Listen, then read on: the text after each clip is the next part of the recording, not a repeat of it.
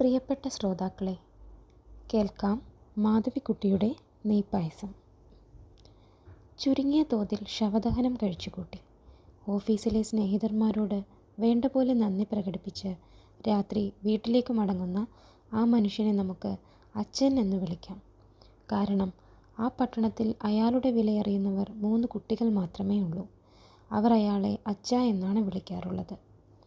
ബസ്സിൽ അപരിചിതരുടെ ഇടയിൽ ഇരുന്നു കൊണ്ട് അയാൾ ആ ദിവസത്തിലെ ഓരോ നിമിഷവും വെവ്വേറെ എടുത്ത് പരിശോധിച്ചു. രാവിലെ എഴുന്നേറ്റത് തന്നെ അവളുടെ ശബ്ദം കേട്ടിട്ടാണ്. മൂടി പുതച്ച് കിടന്നാൽ പറ്റൂ ഉണ്ണിയെ, ഇന്ന് തിങ്കളാഴ്ചയല്ലേ? അവൾ മൂത്ത മകനെ ഉണർത്തുകയായിരുന്നു.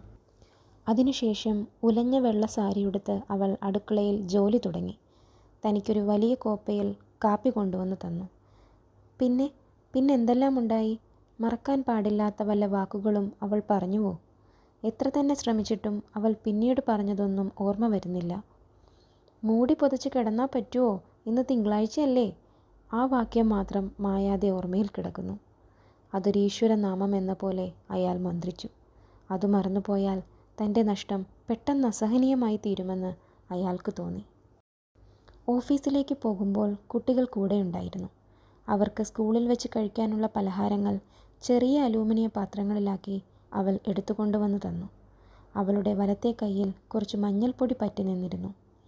ഓഫീസിൽ വെച്ച് അവളെപ്പറ്റി ഒരിക്കലെങ്കിലും ഓർക്കുകയുണ്ടായില്ല. 1-2 കൊല്ലങ്ങൾ നീണ്ടുനിന്ന ഒരു അനുരാഗ ബന്ധത്തിൻ്റെ ഫലമായിട്ടാണ് അവർ വിവാഹം കഴിച്ചത്. വീട്ടുകാരുടെ സമ്മതത്തോടെയല്ല.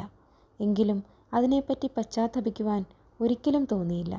പണത്തിൻ്റെ ക്ഷാമം, കുട്ടികളുടെ അനാരോഗ്യ കാലങ്ങൾ, അങ്ങനെ ചില ബുദ്ധിമുട്ടുകൾ അവരെ തളർത്തിക്കൊണ്ടിരുന്നു. അവൾക്ക് വേഷധാരണത്തിൽ ശ്രദ്ധ കുറഞ്ഞു. അയാൾക്ക് പൊട്ടിച്ചിരിക്കുവാനുള്ള കഴിവ് ഏതാണ്ടൊക്കെ നശിച്ചു. എന്നാലും അവർ തമ്മിൽ സ്നേഹിച്ചു. അവരുടെ 3 കുട്ടികൾ അവരെയും സ്നേഹിച്ചു. ആൺകുട്ടികളായിരുന്നു. ഉണ്ണി 10 വയസ്സ്, ബാലൻ 7 വയസ്സ്, രാജൻ 5 വയസ്സ്. മുഖത്തെല്ലായ്പ്പോഴും മെഴുക്കു പറ്റി നിൽക്കുന്ന 3 കുട്ടികൾ. പറയത്തക്ക സൗന്ദര്യമോ സാമർഥ്യമോ ഒന്നുമില്ലാത്തവർ. പക്ഷേ അമ്മയും അച്ഛനും അന്യോന്യം പറഞ്ഞു, ഉണ്ണിക്ക് എൻജിനീയറിങ്ങിലാ വാസന, അവൻ എപ്പോഴും ഓരോന്നുണ്ടാക്കിക്കൊണ്ടിരിക്കും. ബാലനെ ഡോക്ടറാക്കണം.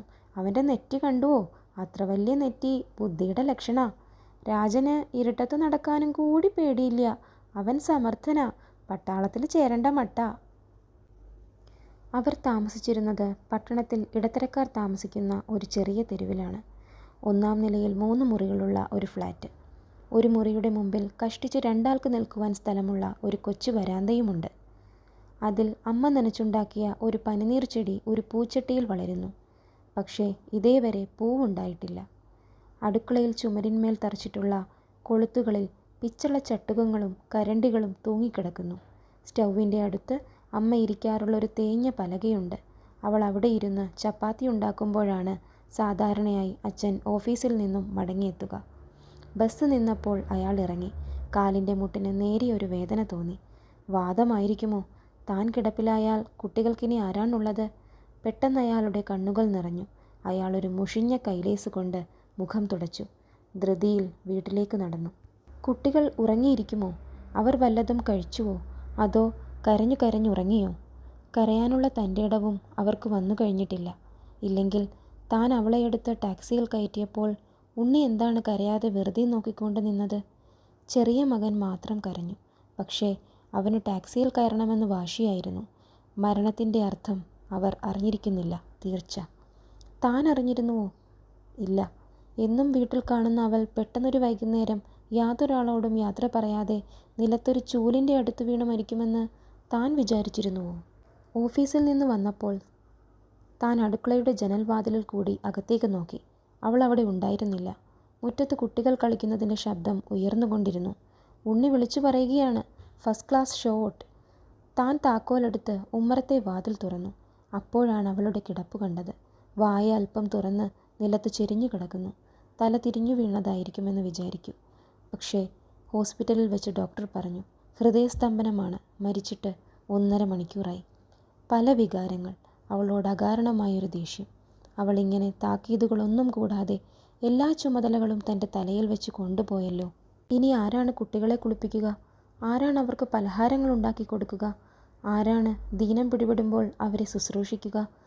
എൻ്റെ ഭാര്യ മരിച്ചു. അയാൾ തന്നെത്താൻ മന്ത്രിച്ചു. എൻ്റെ ഭാര്യ ഇന്ന് പെട്ടെന്ന് ഹൃദയസ്തംഭനം മൂലം മരിച്ചതുകൊണ്ട് എനിക്ക് 2 ദിവസത്തെ ലീവ് വേണം.